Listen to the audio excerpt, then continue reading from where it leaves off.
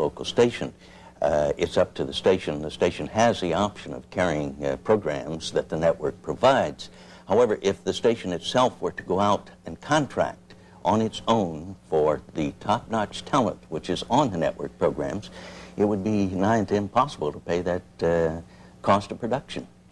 The other thing, of course, that most of us are familiar with the network for is the news and the public affairs programming that, again, a local station just doesn't have the resources to produce.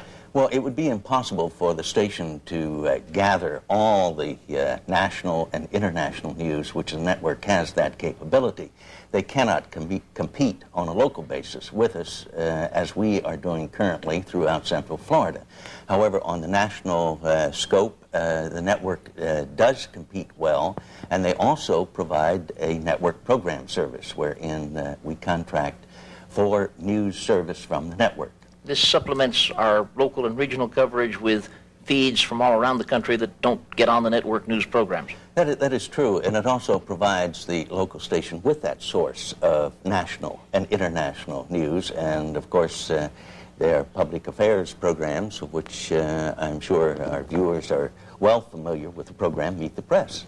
Although the network public affairs programs are important, the closest links we really have to the folks that we serve at home in this area are our own public affairs programs. How about talking about that for a bit? John, our public affairs programs consist of programs such as Topic, wherein we have discussions of issues which involve the local citizenry. We also have our editorials, of which we invite participation by responsible individuals, commentaries, another of our public affairs programs, and of course, as you're most familiar with, Florida's Watching. I have heard of that one, You yes. have, in addition to Opportunity Line, Outlook, and of course, our Minute Memos, and wherein the public service comes into being would be our announcements of certain activities within the various communities which we serve. And our latest innovation, and as a matter of fact, Mr. Haberlin brought up this particular idea, and that is our two events, wherein we do make mention of activities which are occurring very recent, and we don't have time to produce an announcement. For those who don't know him, Mr. Haberlin is the president of WESH TV and ace tennis player John Haberlin. This business of public service messages of this sort, it's a matter of requirement, the license that's granted by the FCC, but going beyond it, as we do and as other stations do, is a matter of policy. And to talk for just a minute about the policy of WESH over the past years and for the years ahead, we're pleased now to welcome to Florida's Watching the chairman of the board of WESH of Coles Florida Broadcasting, Mr. Gardner Coles. Florida is an exciting growth area, and television is an exciting growth industry. It was this combination that caused us in 1966 to seek out WESH Television and the Daytona Beach, Orlando area as one we felt had great potential. In the past few minutes, you've had an opportunity to see both the market and the station and how they've grown in size and in sophistication. Whenever I visit here in the WESH studios, however, I'm struck with the fact that although much of the potential we saw and that Win Esch and Walter Strauss and Bill Hall and their colleagues saw a full 20 years ago has been realized, there is still excitement ahead. Growth for the Daytona Beach, Orlando, and all Central Florida has truly just begun. Not only in facilities catering to our visitors, but in housing, civic, educational, cultural, and retail facilities for permanent residents. In many parts of the WESH TV coverage area, industrial growth, which has slowed the past few years, is about to experience a major upsurge. The dreams of Walt Disney and his plans for Epcot and the scientific genius of our space and solar energy scientists at Cape Canaveral spill over into all of our lives.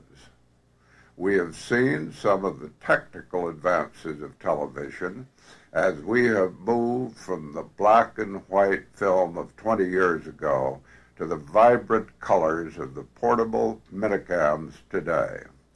And these too are only a beginning. A whole new generation of minicams is in the works, and we have plans for future improvements in our transmitting and studio facilities that will enable us to bring you the best in television.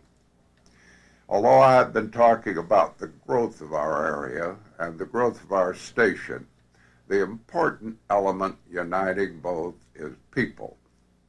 The people of Central Florida, you who view, have been generous in giving real meaning to Channel 2's slogan that we wish to be a part of your life.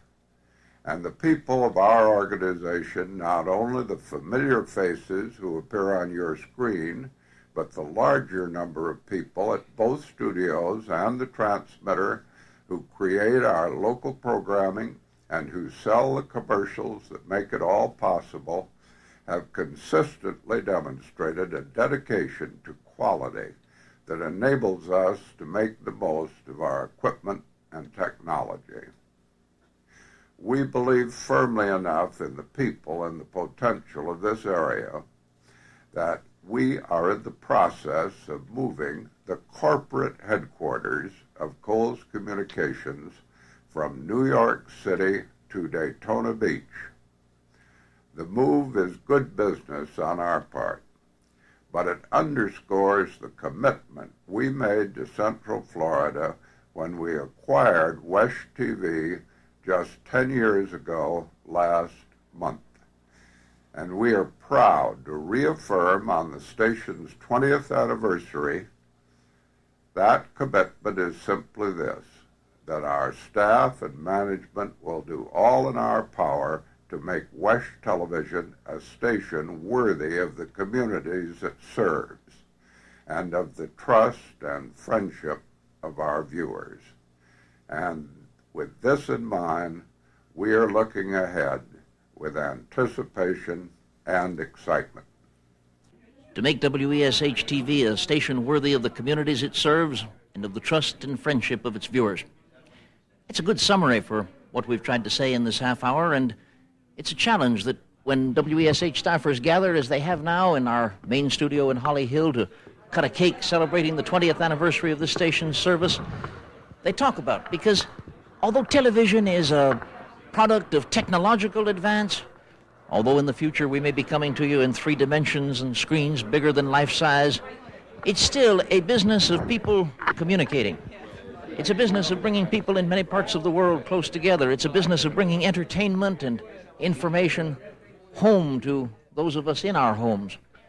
That's why at WESH we feel very strongly the commitment to public service that Walter Strauss talked about a little earlier in this program.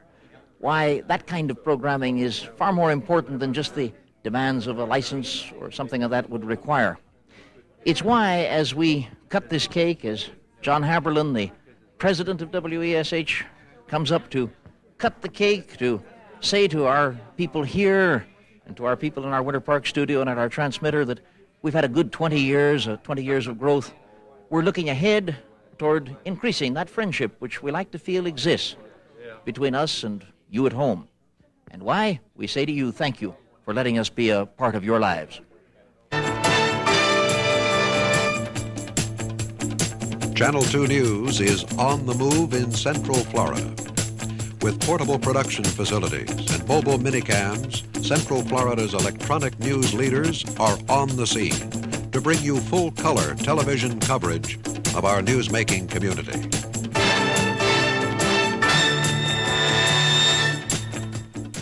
Florida's Watching was a presentation of Channel 2's Department of Community Affairs. Your host was Channel 2's John E. Evans. The preceding program was pre-recorded.